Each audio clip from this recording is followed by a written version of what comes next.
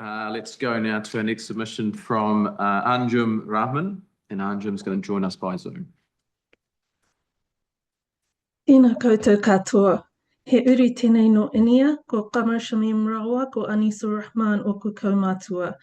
Ko kirikiri roa tōku whatu manoa. Ko Waikato te awa e mahia nei aku maharahara. He kirikiri roa ahau e noho ana inai nei, ko Anjum Rahman tōku ingoa. I would like to acknowledge mana whenua where I sit, who are Ngāti Wairere, Ngāti Haua, and Ngāti Mahanga. And because I am in the Waikato, I would like to acknowledge the kingitanga and te arakinui, Queenie ngā waihono i te pō, and also to acknowledge the passing of Kingi Tuheitia. And being based in the Waikato, I would like to begin by quoting the words of Kingi Pōtātou Te Wherewhero, the first Māori king at the time of his coronation. Ko tahi te kohao o te ngara e kuhuna ai te miro mā, te miro pango, te miro whero. Through the eye of the needle pass the white thread, the black thread, and the red thread. I want to acknowledge that I'm taking space from tangata whenua when I sit here and present from you today, and that indicates the fundamental flaw of this process of trying to renegotiate a treaty without equitable processes. This is a Crown-enforced process that the other party never asked for, nor consented to, nor did they get a chance to co-design that process. Rights for all of this were taken away as soon as the bill was conceived. I want to go back to my roots as a Muslim woman and give you some historical context. In the early days of the Muslim community in the city of Medina, they entered into the Treaty of Hudaybiyah, and it was a treaty with hugely unfavourable clauses to the Muslim community, but the community kept to it, even when it caused significant hardships, because we honour our commitments. That is a part of our faith and our traditions. Te tiriti was in no way onerous on the Crown, and it should not have been onerous on Māori. It was supposed to be an equal partnership at the very least that protected land, forests, waters, and taonga, as well as tino rangatiratanga.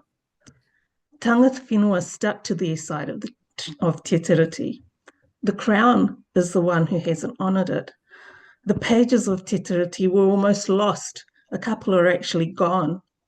Continual breaches by the Crown through legislation happened across decades and are still happening. The oppression and dispossession was all legal at a time when very few Māori were in government. The Crown were able to take power through mass migration and importation of troops. Imagine if that process happened today, where a population of 2,500 grew to 703,000 in the space of around 50 years. Breaches of te tiriti, we have a detailed 27-page presentation that lists all the legislative breaches by the Crown up to 2023. And if we did a similar document for the breaches by this government, we would have that many pages again. Tangata whenua have honoured te tiriti. For example, the Māori battalion that participated in wars for this country. Their participation in an enforced democratic system using all Crown-mandated methods available to them to seek rights. By accepting minuscule tiriti settlements that represent 1 to 2% of what they lost. As a member of an ethnic minority community, te tiriti is a document which gave us our right to be here and from which we seek our continuing sense of belonging. Not only that, but if we allow permission to ignore Indigenous rights, then that is permission to ignore all of our rights. Other speakers have spoken of the racist impacts of putting this bill forward. It has made discrimination more acceptable.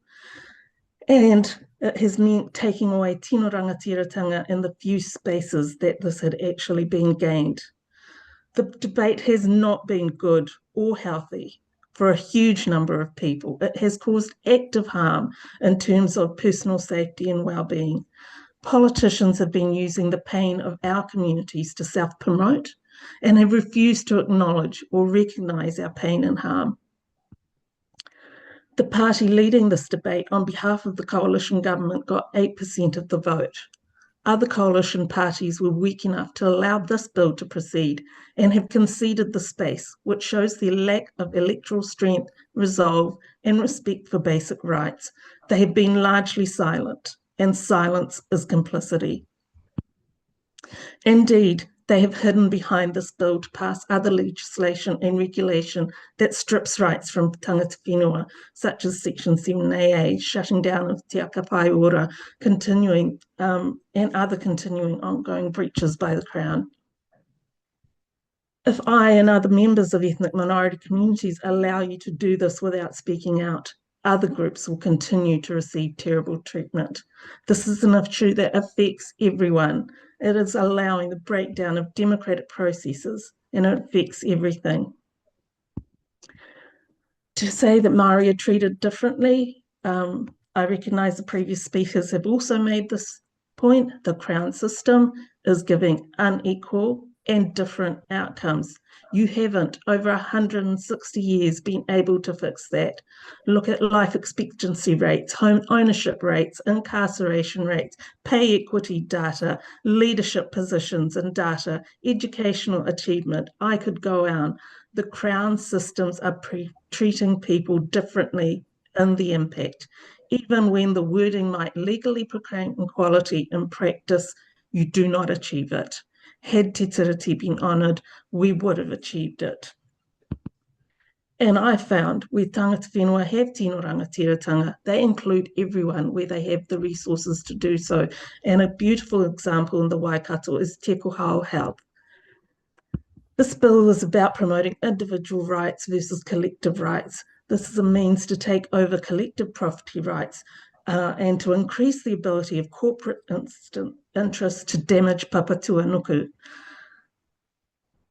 We need to support collective rights. This country is not a corporate. I had a mokopuna born last year. She's 1 year old this month. What protections are in place for her? The harms of the damage that we are doing today and that this bill might further enable are going to be suffered by our mokopuna. I'll finish to say that we stand alongside tangata whenua.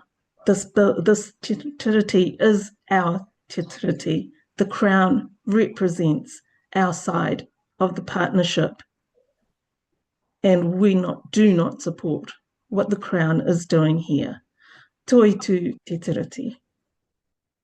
Thank you, Anjum.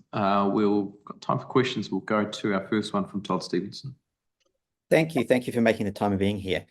It's been submitted this morning that Māori do have different rights, responsibilities, and privilege. Are you comfortable that if an immigrant coming to New Zealand this year might have different rights to Māori? I reject your framing and I reject your question. This is a way to try and sow division between communities, and we see you when you go to ethnic minority communities and try and promote division between our community and theirs. We hear you when you say, oh, your community suffers racism too, and they're getting special treatment. They are not getting special treatment, and they are not getting privileges. They are getting the rights that were promised to them and the rights that should have been upheld in a very minuscule way. Okay, we'll go to a question from Celia Wade-Brown. That'll be the last one for the session.